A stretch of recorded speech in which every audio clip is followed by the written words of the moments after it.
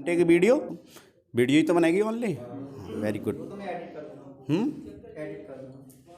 चलो इसमें सुनो भजनलाल, इसमें अलग से भी कुछ फीड हो जाएगा। हाँ, अलग से हम चाहें बताऊँ। चलो ठीक, धन्यवाद। कूलाम का नियम।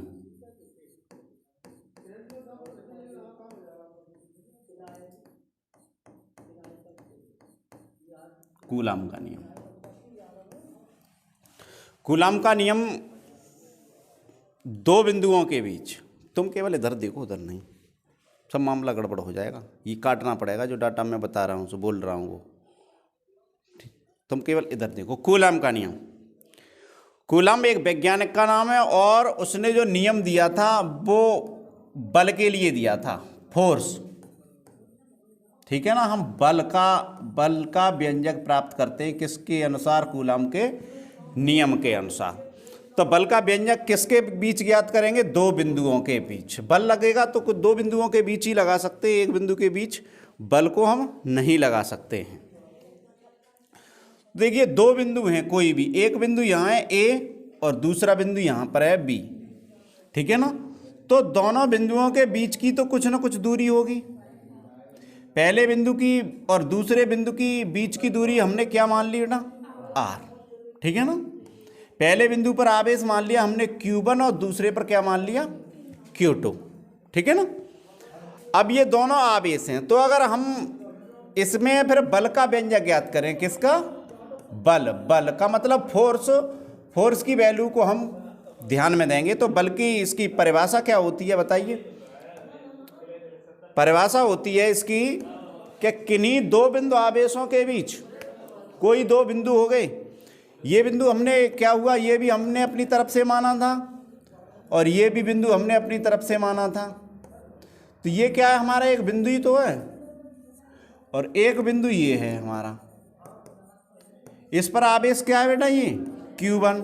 एक आवेश ये है हमारा Q और एक हमारा ये आवेश, ठीक है ना। और ये क्या है? बीच की दूरी। बीच की दूरी कितनी है? आर। तो थ्योरी क्या हो जाएगी इसकी कि किन्हीं दो बिंदु आवेशों के बीच कोई दो बिंदु दे रखे हैं। पहला बिंदु क्या है हमारा? ए, दूसरा बिंदु क्या है हमारा? बी। इन पर आवेश हैं, पहले पर आवेश क्या है? Q1, दूसरे पर क्या है? Q2। इनके बीच लगने वाला कौन सा बल लगेगा? आकर्षण अथवा प्रतिकर्षण बल। तो ध्यान देना, एक बल का नाम है आकर्षण। आकर्षण बल किसे कहते हैं बता? आकर्षण बल जो हमारी अपनी ओर क्या करता है? आकर्षित करता है, उसे हम क्या कहते हैं? आकर्षण बल कहते हैं। आकर्षण, जैसे एग्जाम्पल में बता दिया जाए कि जैसे स्प्रिंग है यूं करके हमारी, और इस स्प्रिंग को अगर हम दबाएंगे तो इसका आकार यूं इतना हो जाएगा। तो इस पर बल कौन सा लग रहा है हमारा? आकर्षण बल। यदि स्प्रिंग को यूं करके तान दिया जाए तो इसका आकार बदल के यहां हो जाएगा, तो बल कौन सा लगेगा हमारा? प्रतिकर्षण बल। कौन सा बल लगेगा तब हमारा? प्रतिकर्षण बल। प्रतिकर्षण बल लगेगा। तो ये दोनों बल लगेंगे तो किन के बीच लगेंगे? हमारे आवेशों के बीच। आवेशों के बीच कौन कौन से बल? आकर्षण बल और प्रतिकर्षण बल, दोनों बल कार्य करते हैं। तो इसका थ्योरी हो जाएगा कि किन्हीं दो बिंदु आवेशों के बीच, दो बिंदु आवेशों के बीच लगने वाला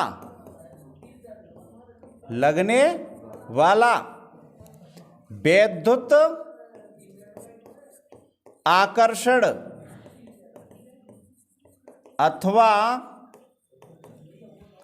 प्रतिकर्षण बल,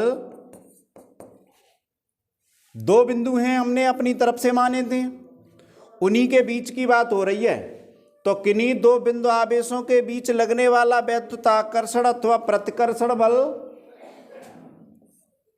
उन दोनों आवेशों के, उन दोनों आवेशों के गुणनफल के समानुपाती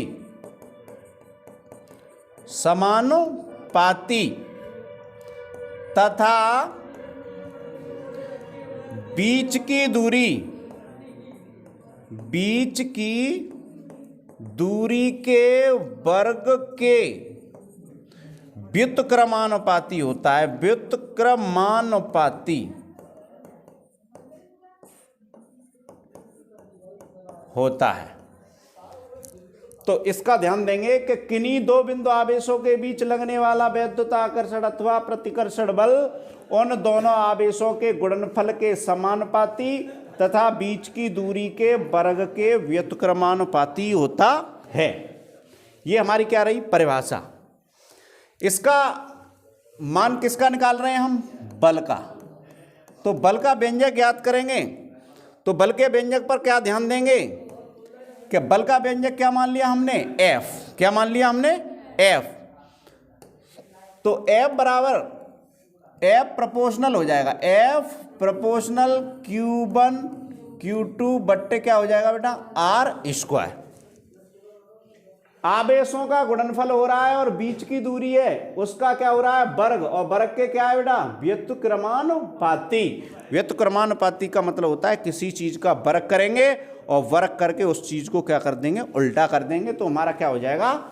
व्युत्क्रमानुपाती। तो F प्रोपोर्शनल को हटाएंगे और प्रोपोर्शनल हटाने के बाद हमको कांस्टेंट लाना है। तो कांस्टेंट क्या लाएंगे? 1/4 pi epsilon not Q1 Q2 बट्टे R स्क्वायर।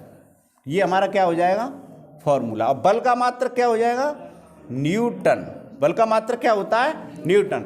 अब हमने यहाँ पर ये 1/4 पाई एप्सिलॉन नॉट लिया। तो 1/4 पाई एप्सिलॉन नॉट क्या है बताइए? 1/4 पाई एप्सिलॉन नॉट क्या है बेटा? निर्वात की वैद्युतशीलता।